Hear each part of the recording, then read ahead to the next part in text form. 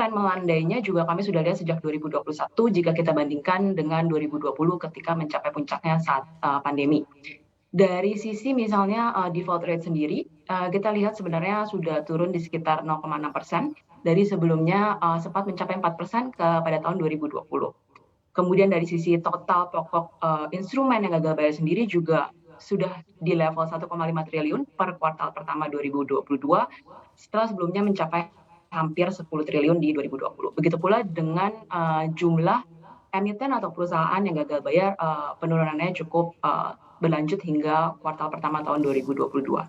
Dan menurut kami gagal bayar yang terjadi di 2022 ini sendiri juga beberapa merupakan kelanjutan dari yang telah terjadi di 2021 akibat dari pandemi itu sendiri. Oke, ketika kita melihat saat ini seperti itu, ke depannya seperti apa? Oke, untuk trennya sendiri sebetulnya hingga kuartal pertama sebetulnya sudah menurun ya, terus menurun dari 2021.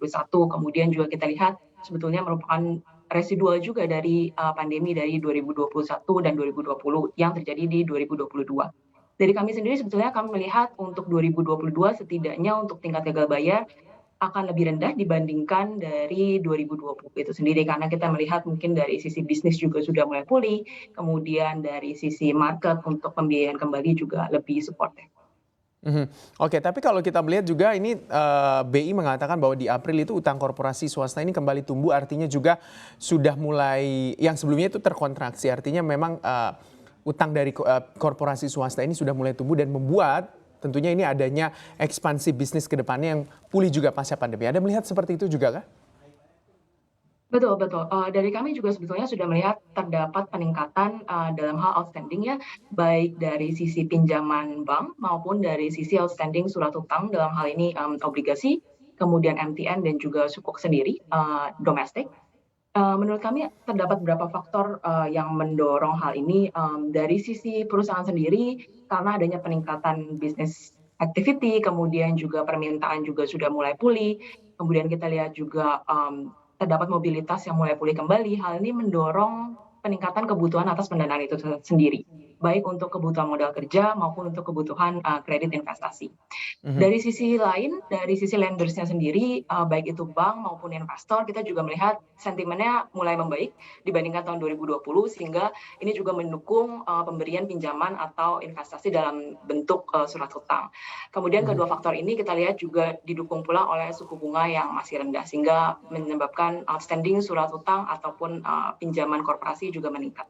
Kalau kita bedah lebih jauh lagi sebenarnya dengan profil yang lebih baik begitu untuk utang korporasi lebih banyak ditempati oleh swasta kah atau mungkin BUMN? Sebetulnya cukup mix ya untuk profil-profil penerbit sendiri, tapi kalau mungkin yang lebih menarik kita bisa sampaikan, seperti yang kami sampaikan sebelumnya di report-report sebelumnya juga, untuk gagal bayar sendiri di 2020 sebetulnya didominasi dari non-BUMN. Kemudian mungkin di 2022 sendiri untuk salah satu emiten yang kita lihat gagal bayar sebetulnya kelanjutan dari tahun sebelumnya itu adalah BUMN. Jadi sebetulnya Mhm. memang tergantung, cukup beragam untuk proporsinya, cuman memang untuk 2020 khususnya, proporsinya lebih banyak non-BUMN, tapi di 2022 kebetulan, yang baru melakukan gagal bayar di first quarter adalah BUMN.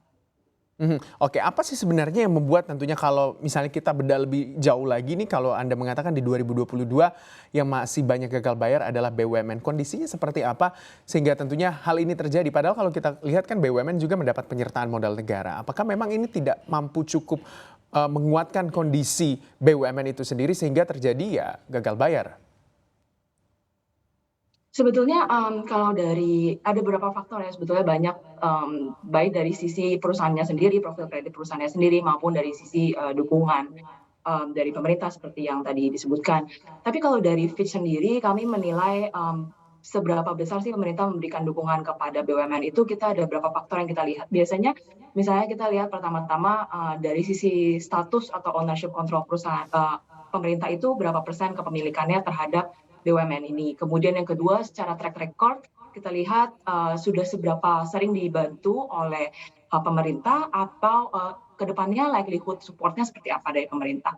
Yang ketiga yang kita lihat itu sebetulnya adalah socio implication of default.